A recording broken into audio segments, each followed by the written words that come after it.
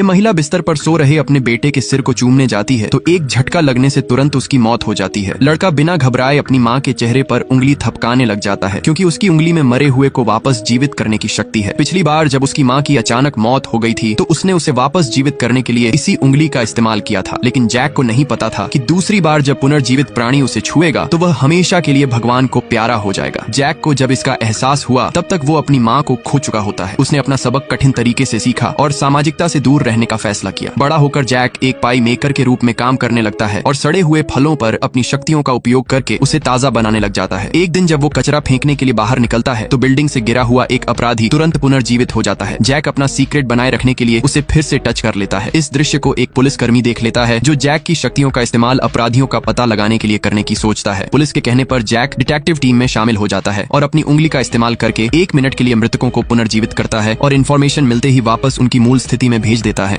जैसे ही ये आदमी एक मायावी ताबूत के अंदर लेटता है, अचानक उसकी आत्मा शरीर से बाहर निकलकर सड़क पर आ जाती है और वह आदमी पूरी तरह से एक पारदर्शी अदृश्य इंसान बन जाता है। तभी वो एक सुपरमार्केट पर चला आता है और क्लोज होने से पहले ही इसके अंदर चला जाता है। जैक दुकान मालिक को काउंटर पर पैसे गिनते देख काफी ज्यादा खुश हो जाता है। फिर वो उस आदमी के पीछे उसकी तिजोरी तक चला जाता है और कोने में छिपकर तिजोरी के पासकोड को याद रख लेता है। दुकान मालिक पैटर्न लगाने के बाद लौटकर अपने घर जाने लगता है, लेकिन उसे जरा भी अंदाजा नहीं था कि किसी ने उसके कोड को दिमाग में रख लिया है। जैक पासवर्ड याद करने के बाद अपनी आत्मा को सीधा रीसेट कर देता है और अंधेरे का फायदा उठाकर जल्दी से अपने कपड़े बदलकर चुपचाप उस सुपरमार्केट में घुस जाता है। तभी वो तिजोरी खोलने के लिए याद रखे उस पासवर्ड को यूज करता है और अंदर रखे सारे पैसे और साथ में वहाँ पड़ी एक पिस्तौल चोरी कर लेता है। असल में वो ताबूत एक मायावी मशीन होती है जिसका आविष्कार डेविल स्टिंकर नाम के एक वैज्ञानिक ने किया होता है और वो लोगों को सुरक्षित तरीके से मौत का एहसास करा सकती है। यानी कि इसमें लेटने पर कुछ रहस्यमय शक्ति उत्पन्न होती है जो किसी की भी आत्मा को उसके भौतिक शरीर से बाहर ला सकती है और वास्तविक दुनिया में कोई भी चीज उसका कुछ नहीं बिगाड़ सकती। ये बूढ़ी चुड़ैल अचानक एक जवान खूबसूरत लड़की में बदल जाती है और असली महिला बिस्तर के ऊपर बेहोश पड़ी होती है, जबकि चुड़ैल उस चेहरे के साथ राजमहल में घुस जाती है। जाहिर था कि वो एक बहुत बड़ी साजिश रच रही थी, लेकिन आईने में उसका असली चेहरा अभी भी दिखाई दे रहा था, जिस वजह से वो कमरे के सभी आईनों पर पर्दे ढकवा देती है। दुर्भाग्य से एक नौकरानी कपड़ा हटा देती है और चुड़ैल अपना राज खुल जाने के डर से उसकी हत्या कर देती है, क्योंकि उसकी प्लानिंग पूरा महल हथियाने की होती है। जल्द ही राजा महल में एक भव्य समारोह आयोजित करता है और चुड़ैल एक संगीतकार के रूप में मंच पर गाना गाने चली आती है, लेकिन गाना सुनते ही सभी लोग अचानक गहरी नींद में जाने लगते हैं और जादूगर मर्लिन हाथों से अपने कानों को ढक लेता है। चुड़ैल गाने गाना जारी रखती है कि तभी रोशनी अचानक मंद हो जाती है और लोगों पर मकड़ी के मोटे मोटे जाले उगाते हैं। चुड़ैल अपना चाकू निकालती है और राजकुमार आर्थर के ऊपर हमला करने वाली होती है, लेकिन समय रहते जादूगर मर्लिन चुड़ैल के ऊपर झूमर गिरा देता है और लोग धीरे धीरे होश में आने लगते हैं। लेकिन वो चुड़ैल अभी जीवित होती है जो राजकुमार पर एक घातक प्रहार कर देती है। सौभाग्य से मर्लिन समय को एक पल के लिए धीमा कर देता है और समय रहते राजकुमार को दूर धकेल देता है। हालांकि मर्लिन के लिए यह अच्छी बात नहीं थी क्योंकि राजा सभी जादूगरों को मरवा देता था, लेकिन मर्लिन को इसके लिए इनाम दिया जाता है और हमेशा के लिए राजकुमार का अंगरक्षक बना दिया जाता है। अचानक एक सफेद एलियन सीढ़ियों से उतरकर भीड़ में चला आता है और ये भागती हुई महिला अपनी सारी हरकतें रोककर मूर्ति की तरह स्थिर खड़ी रह जाती है। उसके साथी भी जमे हुए होने का नाटक करते हैं जैसे कि समय निषिद्ध हो गया हो। इस समय रेड वाइन पीता हुआ एक जोड़ा, झूले पर झूलता हुआ एक बच्चा और फुटबॉल को किक मारता हुआ खिलाड़ी सभी अपनी जगह पर चिपके हुए होते हैं। सफेद एलियन धीरे धीरे आगे बढ़ता है और एक बच्चे के पास जाकर उसे स्कैन करने लग जाता है, लेकिन सौभाग्य से उसे कोई गड़बड़ महसूस नहीं होती। बाद में वो एक महिला को घूरने लग जाता है और उसे स्कैन करने पर भी उसे कोई गड़बड़ दिखाई नहीं देती, जिसके बाद वो इस लंबे बालों वाले लड़के के पास चला आता है। हालांकि वो उसे स्कैन के बिना ही जाने वाला होता है, लेकिन तभी उस आदमी की आंख के कोने पर मक्खी आकर बैठ जाती है और मजबूरन उसे अपनी पलक झपकानी पड़ती है। इस हल्की सी हरकत को सफेद एलियन द्वारा देख लिया जाता है जो तुरंत उस आदमी की गर्दन पकड़ लेता है और महिला यह देखकर तुरंत अपनी टीम के साथ वहां से भाग निकलती है। दरअसल इस दुनिया में केवल ये जागृत म्यूटेंट ही सचेत होते हैं और वे दुनिया में बचे हुए एकमात्र म्यूटेंट होते हैं।